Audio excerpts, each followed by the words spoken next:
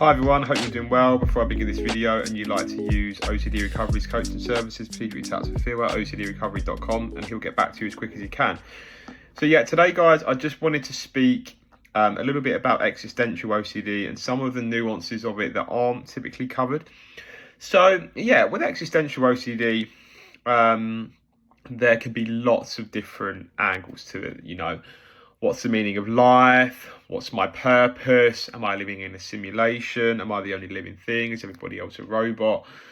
And with existential OCD, what happens is you can get hyper aware of many different things. So hyper awareness of your existence, hyper awareness of your actions, and it ties in with free will OCD.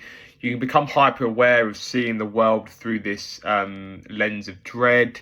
You can get hyper aware of seeing the world through DPDR, and overall, it's just that sense of uncertainty and the sense of the unknown. What happens in the face of all these events? What happens after I die? What happens if I have or don't have free will? What happens if I'm in a simulation and I'm the only living thing? So lots of that. There is lots of uncertainty that we do have to go with here, and uncertainty for existential is the biggest thing, right? It's the biggest exposure that you could possibly have to sitting with not knowing, all right? Because you're never really going to know.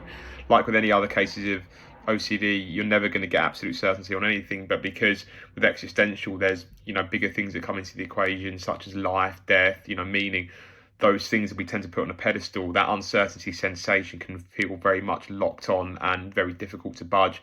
The fear of being stuck in that forever and not being able to see life how it was before that. And with existential OCD, you're seeing it from this lens of, whatever the particular theme is, right? So, the fear of being in a simulation or being the only person, or seeing it through that lens of dread. And there's a hyper awareness of that sensation and being locked in that forever and thinking, how did I possibly not think about this before?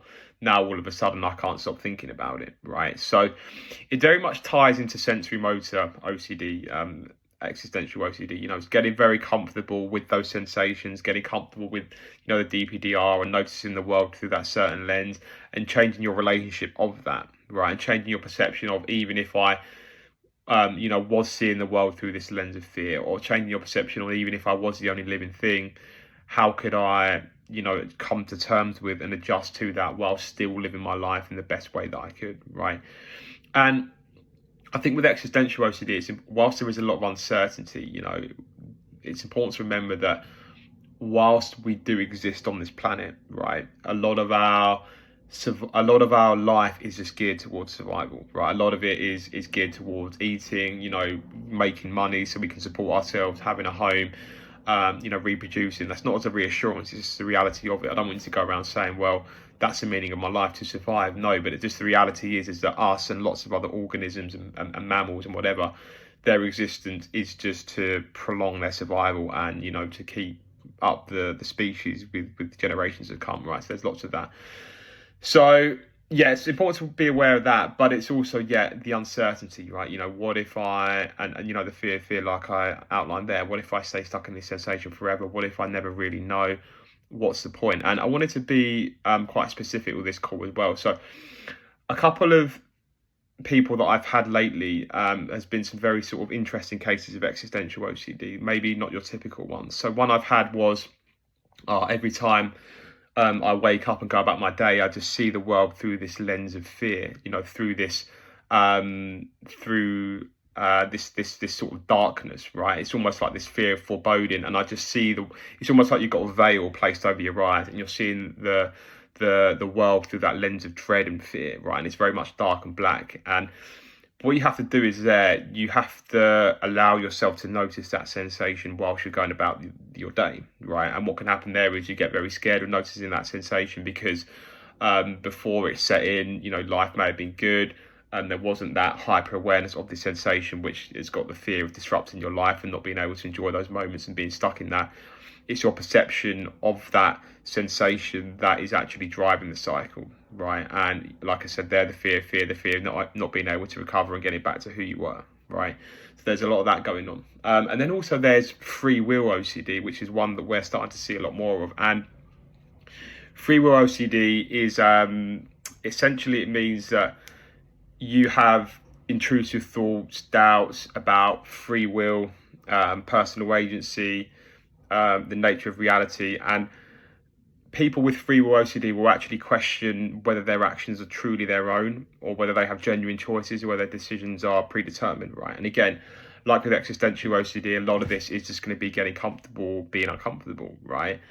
And getting comfortable not knowing for absolute certain whether it is. But having said that, there are some insights on that as well. So imagine somebody has a gun to your head and says, "Hey, Elliot, you need to go and open the fridge, or I'm going to shoot you." Right? More than likely, the person is just going to go and open the fridge. Right? But having said that, you could also say, well, when somebody touches a hot stove, right, when it's very hot, that initial reflex reaction sort of comes in automatically. So you can't really think about that in the moment. It just sort of happens, right? And you could also say that with sleep. We don't manually go to sleep. It sort of automatically happens when it's out of our control. So, there's a case for either side there of whether we have free will or not.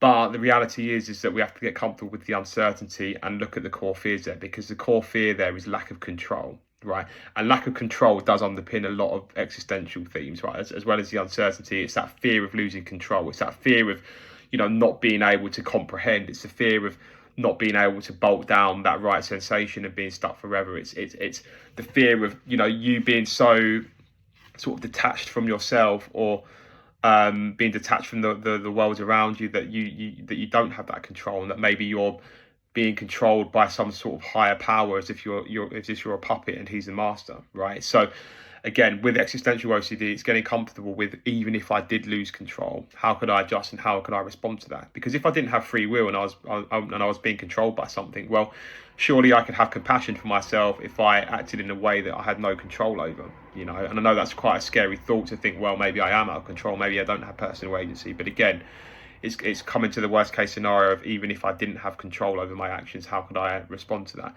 Even if I did stay locked in that sensation forever, whether it's a dread, whether it's a foreboding, whether it's a hyper awareness of your existence, your thoughts, even if I stay stuck with that forever, even if I lost control of that, whatever the ramifications of that, maybe missing out on being happy, missing out on good moments, feeling disconnected, even if all of those things happen as well, how could I adjust and how could I adapt to that on a deeper level and make peace with it, from the lens of unconditional self and life acceptance? All right.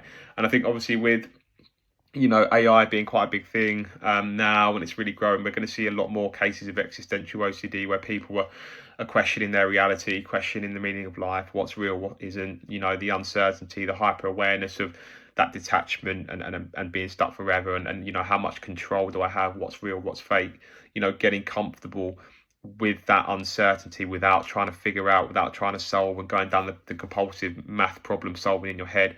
You need to just allow that initial rumination to be there and get on with your day as best as you can. And like I said, make peace with the worst case scenario. All right. So yeah, a few things to think about there with existential OCD.